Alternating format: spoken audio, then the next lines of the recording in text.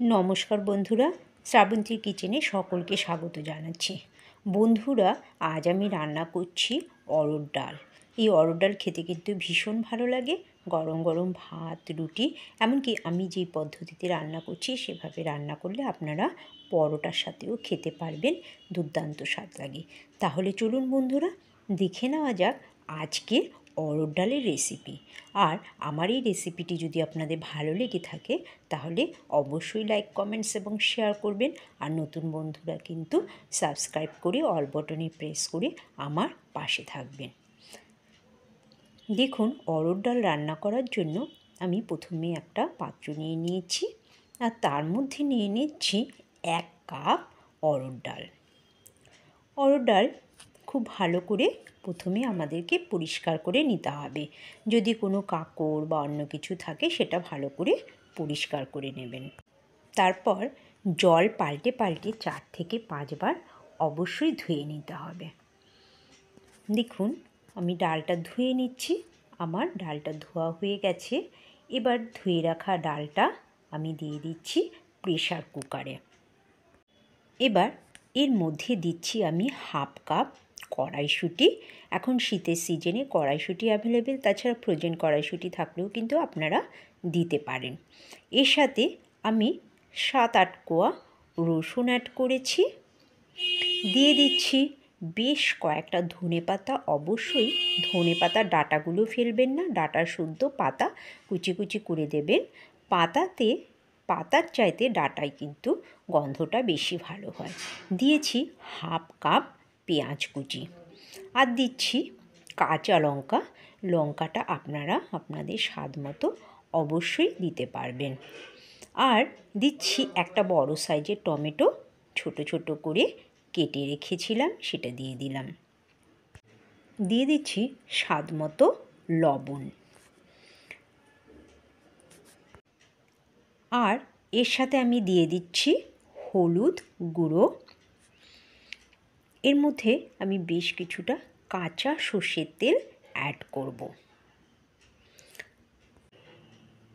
এর সাথে আমি দিয়ে দেব জল। আমি 1 কাপ অরহর ডাল নিয়েছি, আমি 3 কাপ জল দিয়ে দিয়েছি। 1 কাপ অরহর ডালের সাথে 3 কাপ জল। এবার প্রেসার কুকারটাকে বন্ধ করে নিয়ে আমি 2টো সিটি দেব বা 2টো হুইসেল দেব। 2টো হুইসেল দিয়ে ঠান্ডা করে আমি ফিরে এসেছি। দেখুন, ডালগুলো সেদ্ধ হয়ে গেছে, কিন্তু একদমই গলে যায়নি। ডালটা যে নরম হয়ে গেছে সেটা আমি আপনাদেরকে হাত দিয়ে দেখিয়ে দিচ্ছি। দেখুন, ডালটা কিন্তু নরম হয়ে গেছে, কিন্তু গলে যায়নি।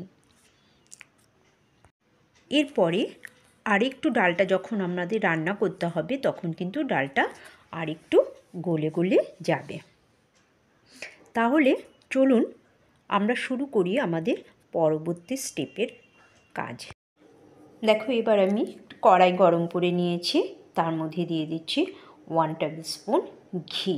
এই রান্নাটা কিন্তু অবশ্যই ঘিতেই করবে। ঘিটা একটু গরম হয়ে গেলে তার মধ্যে দিয়ে দিচ্ছি, দেখো, মৌরি নিয়েছি। মৌরি আমি একটু 2 হাতের তালুতে ডলে দিয়ে দিচ্ছি, এতে গন্ধটা খুব ভালো বেরোবে। মৌরিটা থেকে যখন নাকি ফ্লেভারটা বেরিয়ে আসবে তখন আমি এর মধ্যে দিয়ে দিচ্ছি, দেখো, মেথি, গোটা মেথি।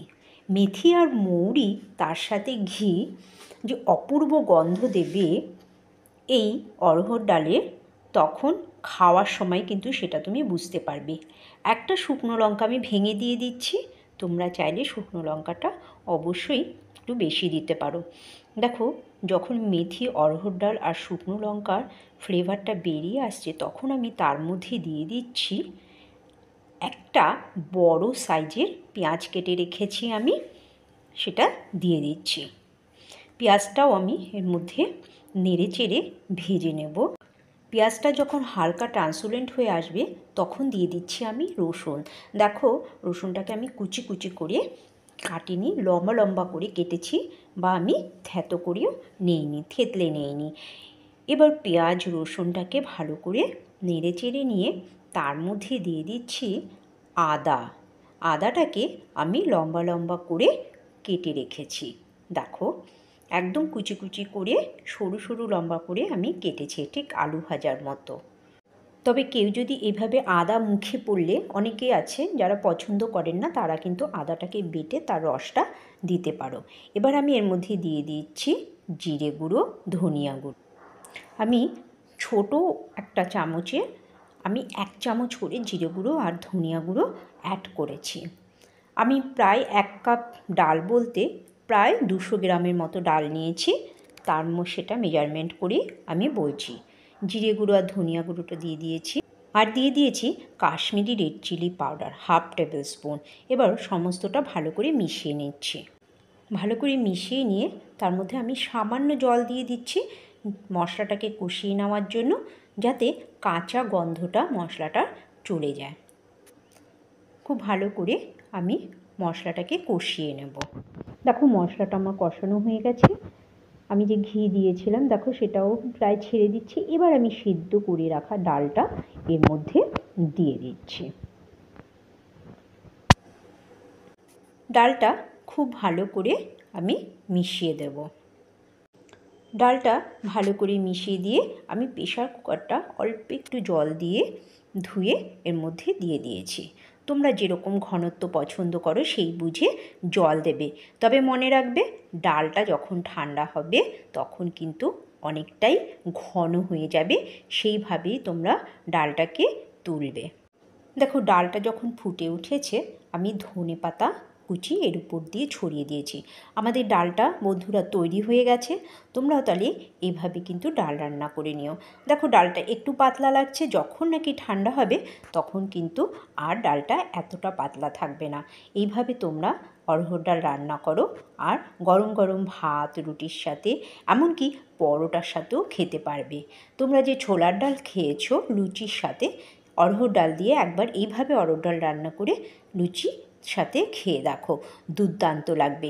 তাহলে বন্ধুরা আজকে মতো এখানেই, আর দেখা হবে পরের কোনো রেসিপিতে। তোমরা অবশ্যই আমার সমস্ত ভিডিওগুলো দেখতে থাকবে, লাইক কমেন্টস করবে আর শেয়ার করবে।